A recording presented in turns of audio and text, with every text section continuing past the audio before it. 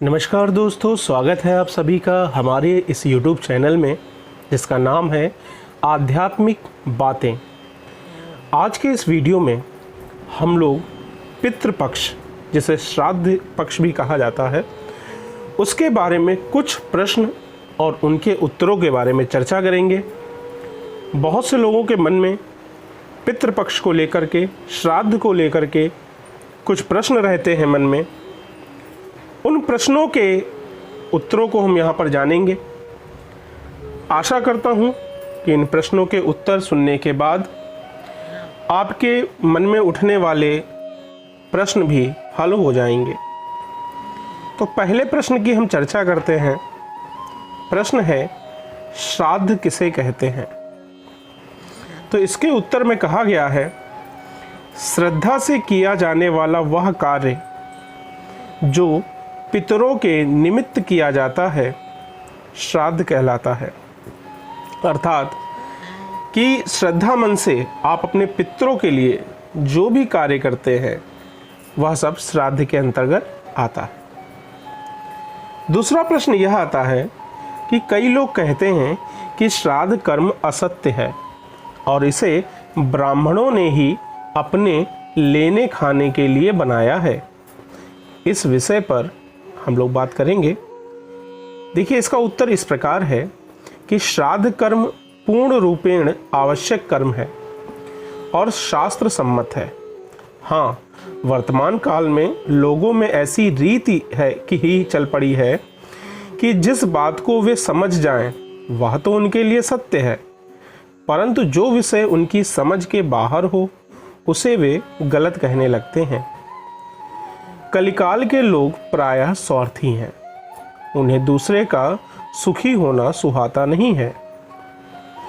स्वयं तो मित्रों के बड़े बड़े भोज निमंत्रण स्वीकार करते हैं, मित्रों को अपने घर भोजन के लिए निमंत्रित करते हैं, रात दिन निरर्थक पैसा बर्बाद करते हैं और आनंद मनाते हैं, परंतु श्राद्ध कर्म में एक ब्राह्मण को भोजन कराने में बहुत ही भार का अनुभव करते हैं। जिन माता पिता की जीवन भर सेवा करके भी ऋण नहीं चुकाया जा सकता, उनके पीछे भी उनके लिए श्राद्ध कर्म करते रहना आवश्यक है।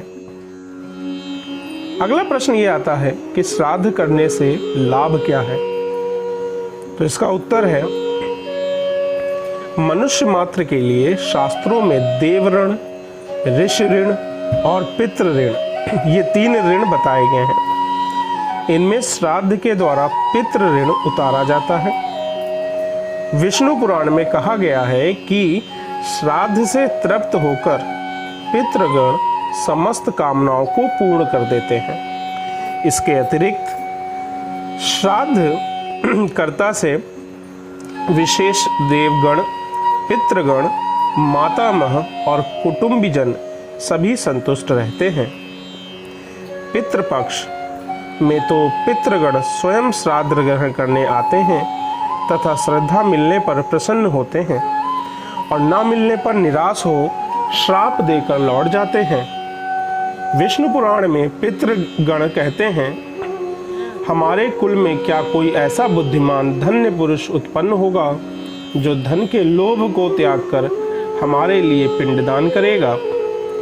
विष्णु पुराण में श्राद्ध कर्म के सरल से सरल उपाय बतलाए गए हैं, अतः इनकी सरलता से होने वाले कार्य को त्यागना नहीं चाहिए। मित्रों, अगला प्रश्न यह आता है कि पितरों को श्राद्ध कैसे प्राप्त होता है? तो इसके जवाब में हम कहेंगे कि यदि हम चिट्ठी पर नाम पता लिखकर लेटर बॉक्स में डाल दें तो वह अभिष्ट पुरुष को वह जहाँ भी है अवश्य मिल जाएगा। इसी प्रकार जिनका नामोच्चारण किया गया है उन पितरों को वे जिस योनि में भी हो श्राद्ध प्राप्त हो जाता है। जिस प्रकार सभी पत्र पहले बड़े डाकघर में एकत्रित होते हैं और फिर उनका अलग अलग विभाग होकर उन्हें अभिष्ट स्थानों में पहुंचाया जाता है, उसी प्रकार अर्पित पदार्थ का सूक्ष्म अंश सूर्य रश्मियों के द्वारा सूर्य लोक में पहुंचता है और वहाँ से बंटवारा होता है तथा अभिष्ट पितरों को प्राप्त होता है। पितृपक्ष में विद्वान ब्राह्मणों के द्वारा आवाहन किए जाने पर पितृगण स्वयं उनके शरीर में सूक्ष्म रूप से स्थित हो जाते हैं। अन्न का स्थूल अंश ब्राह्मण खाता है और सूक्ष्म अंश को पितृ ग्रहण करते हैं। मित्रों, कई लोगों के मन में यह प्रश्न आता है कि यदि पितृ पशु योनि में हो तो उन्हें उस योनि के योग्य आहार हमारे द्वारा कैसे प्राप्त होता है। बहुत ही उचित प्रश्न है।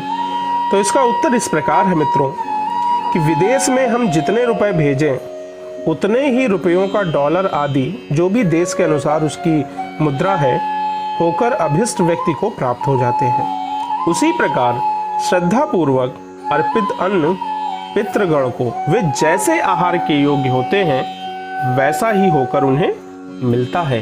यदि वो पशु योनि में है तो उन्हें पशुओं के प्रकार का भोजन मिल जाएगा, और वो यदि इंसान के योनि में है तो उन्हें इंसानों की तरह भोजन प्राप्त हो जाता है। अगला प्रश्न आता है जो कि हमारा अंतिम प्रश्न है कि यदि पितृ परम धाम में हो जहाँ आनंद ही आनंद है, वहाँ तो उन्हें किसी वस्तु की भी आवश्यकता नहीं है, फिर उनके लिए किया गया श्राद्ध क्या व्यर्थ चला जाएगा? तो इसके उत्तर में हम कहना चाहेंगे नहीं। जैसे हम दूसरे शहर में अभिष्ट व्यक्ति को कुछ रुपए भेजते हैं, परंतु रुपए वहां पहुंचने पर पता चले कि अभिष्ट व्यक्ति तो मर चुका है, तब वह रुपए हमारे ही नाम होकर हमें ही मिल जाएंगे। ऐसे ही परम धाम वासी पितरों के निमित्त किया गया श्राद्ध पूर्ण रूप से हमें ही मिल जाएगा, अतः हमारा लाभ तो सब प्रकार से ही होगा। मित्रों, आशा करते हैं कि आज की वीडियो में जो प्रश्न उत्तर हम लोगों ने यहाँ पर किए हैं उनसे आप संतुष्ट हुए होंगे। फिर भी अगर कोई प्रश्न आपके मन में है तो कमेंट बॉक्स में जा कर के उन प्रश्नों को लिख दीजिएगा, और हम कोशिश करेंगे कि आपके प्रश्नों का उचित उत्तर दे सकें। मिलते हैं अगले वीडियो में। चैनल को सब्सक्राइब कर लीजिएगा, वीडियो को लाइक कर दीजिएगा, और हो सके तो अपने मित्रों को वीडियो शेयर भी करिएगा। मिलते हैं अगले वीडियो में और अच्छी आध्यात्मिक बातों के साथ। तब तक के लिए जय श्री राम।